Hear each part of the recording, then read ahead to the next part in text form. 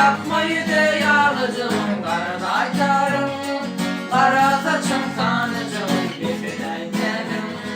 Nerede doğru nerede çekip, kendini duyuyorum artık.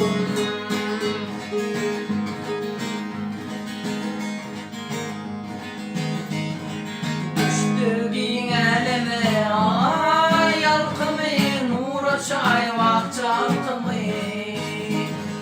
Doyman filaklarım, ay yakını düşünürdüm salın birini.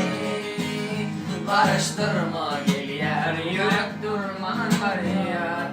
Kalbimda dinletin mi var? Yıldızım kayar, yıldızım çağır.